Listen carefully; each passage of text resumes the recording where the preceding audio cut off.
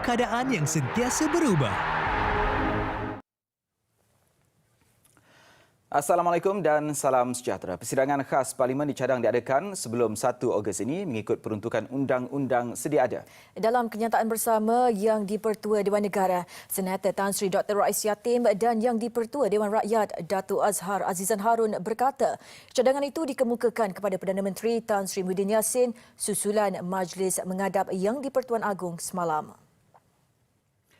Lebih 400 petugas Parlimen memulakan proses vaksinasi di beberapa pusat pemberian vaksin PPV sekitar ibu negara. Menteri Penyelaras Program Imunisasi COVID-19 Kebangsaan dan Dewan Negara yang akan ditentukan tidak lama lagi. Dalam hari itu, kerajaan akan mengumumkan tempoh bagi suntikan dos kedua kepada penerima vaksin AstraZeneca esok. Manakala mengenai dakwaan penerima dos pertama, AstraZeneca akan menerima vaksin berbeza untuk dos kedua. Khairi berkata Malaysia belum membuat keputusan berhubung kaedah campuran vaksin setakat ini. Dalam perkembangan lain, Khairi berkata negara akan menerima sumbangan 1 juta dos vaksin AstraZeneca dari Jepun esok. Manakala 1 juta lagi vaksin keluaran Pfizer-BioNTech dari Amerika Syarikat tiba Jumaat ini. Brunei menyumbang alat bantuan pernafasan dan kit ujian PCR COVID-19 bernilai 1.7 juta ringgit kepada Malaysia. Menteri Luar Datuk Seri Hishamuddin Tun Hussein bagi pihak kerajaan Malaysia menzahirkan ucapan terima kasih kepada Sultan Hassan Al-Bolkiah dan kerajaan Brunei atas sumbangan itu. Kerajaan Negeri Selangor sudah menempah 2.5 juta dos vaksin Sinovac daripada Pharma Niaga Berhad untuk kegunaan 1.25 juta penerima bagi mempercepat proses vaksinasi di negeri itu di bawah program vaksin Selangor Selvax. Menteri Besar Datuk Seri Amiruddin Syari berkata, di bawah program secara percuma menerusi kategori Selvax Community. Bagi kategori Selvax Industry iaitu Ketua di Kelantan melengkapkan suntikan dos kedua vaksin COVID-19 di Hospital Universiti Sains Malaysia HUSM Kubang Krian. Siti Liah Mahmad dari Kampung Dusun Raja, Kota Baru menerima suntikan itu menerusi kaedah pandu lalu. Seorang ibu lega apabila anak lelakinya yang juga OKU menerima dos pertama vaksin COVID-19 yang tadi di Yayasan Ipoh, Perak. Mengakui agak gementar pasai disuntik. Sultan Perak Sultan Nazrin Muizzuddin Shah telah memberi perkenan supaya persidangan Dewan Undangan Negeri Dun Perak diadakan 4 hari bermula 25 Ogos depan.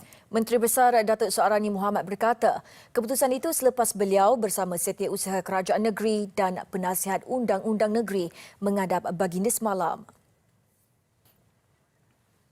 Pakej pelindungan rakyat dan pemulihan ekonomi pemulih yang diumumkan kerajaan bersifat menyeluruh dan mampu membantu mengurangkan kesan COVID-19 kepada golongan terjejas. Selain golongan M40 dan T20 yang turut menerima manfaat, golongan B40 terus dibantu dengan mendapat bantuan khas COVID-19 BKC, bakul makanan, had siling untuk minyak masak, diskaun elektrik dan PPR. Di Gua Musang, Kelantan pula, lebih 16,000 masyarakat orang asli di 118 kampung pedalaman di jajahan berkenaan menarik nafas lega dengan bantuan bakul makanan berkenaan. Menerima bantuan prihatin rakyat BPR tambahan akan menerima bayaran secara berperingkat mulai hari ini membabitkan peruntukan 2.1 bilion ringgit. BPR sebuah inisiatif bantuan. Tiada kenaikan yuran pengajian dikenakan pada pelajar di Institusi Pengajian Tinggi IPT berikutan negara masih lagi dalam tempoh pelaksanaan fasa pertama Pelan Pemulihan Negara PPN yang disebabkan oleh penularan pandemik COVID-19. Menteri Pengajian Tinggi Datuk Seri Dr. Nuraini Ahmad berkata, kementerian juga sudah meminta pihak universiti mengurangkan atau tidak mengenakan caj bagi aktiviti lain termasuk yuran penginapan memandangkan pelajar tidak mengikuti kelas di kampus ketika ini.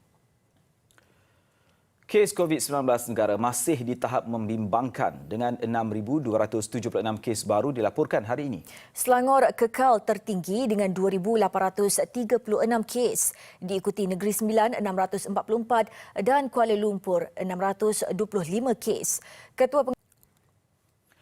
Kementerian Kesihatan akan menggunakan peranti pintar dan pulse oximeter di semua pusat penilaian COVID-19 CAC. Menteri Kesihatan Datuk Seri Dr. Adham Baba berkata ia bertujuan memantau pesakit COVID-19 menjalani pemerhatian dan pemantauan di rumah HSO.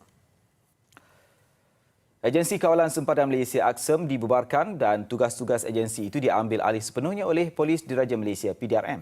Ketetapan itu dibuat selepas mesyuarat Jemaah Menteri pada 12 Mac lalu yang bersetuju dengan cadangan rasionalisasi AKSEM menerusi penstrukturan semula serta diletakkan di bawah PDRM. Pameran Keselamatan Pertahanan dan Keselamatan Cyber 2021 melabuhkan tirai hari ini dengan penganjuran kali kedua pada 2023. Menteri Pertahanan Datuk Seri Ismail Sabri Yaakob yang juga Menteri Kanan Keselamatan turut berpuas hati penglibatan ramai peserta untuk menjayakan acara selama 3 hari itu. Dengan laporan Detik Niaga, prospek pertumbuhan perusahaan kecil dan sederhana PKS tempatan dijangka kembali pulih perlahan-lahan tahun ini.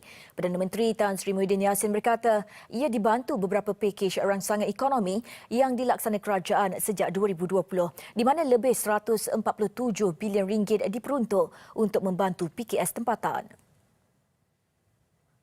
Persekutuan Persatuan Perniagaan Malaysia FMBA berpendapat pengumuman pakej rangsangan pemulih bernilai 150 bilion ringgit sebagai tepat pada masanya. Ini kerana kebanyakan perniagaan dalam keadaan nazak dan amat memerlukan campur tangan dan bantuan kerajaan. Kedudukan daya saing Malaysia di peringkat global melonjak kepada posisi ke-25 daripada 64 ekonomi dalam World Competitiveness Yearbook 2021 berbanding tangga ke-27 tahun lalu. Pencapaian itu memerlukan usaha kerajaan bagi memastikan persekitaran perniagaan yang kondusif dan produktif. Sitas Digital Berhad menyasarkan untuk meraih modal sehingga 1.2 bilion ringgit daripada penyinaraiannya di pasaran utama Bursa Malaysia sekaligus menjadikannya penyinaraian terbesar di Malaysia untuk tahun ini. Dengan harga tawaran RM1.10 sesaham, ia akan menjadikan nilai permodalan pasaran agensi pelaporan kredit itu pada 2.4 bilion ringgit. Bertemu kembali. Polis Diraja Malaysia PDRM memohon pertimbangan semula kerajaan berhubung carangan mewajibkan bayi yang baru lahir diambil DNA bagi simpanan data bank pihaknya. Pengarah Jabatan Siasatan Jenayah Bukit Aman, Datuk Seri Abdul Jalil Hassan berkata, tujuan pengambilan sampel terbabit untuk menjaga kepentingan masyarakat. Baik, kerja di pejabat sememangnya seronok sebab penyamanan udara terpasang sepanjang hari. Tetapi di rumah anda juga boleh kekal sejuk. Cuba panduan ini. Mula-mula pasang. Baik, sekian dulu paparan Buletin Utama malam ini. Kami tinggalkan anda dengan cubaan sekumpulan individu di timur Perancis membina replika menara menggunakan kepingan blok kayu jengga tertinggi di dunia. Dengan itu, salam hormat. Assalamualaikum dan selamat malam.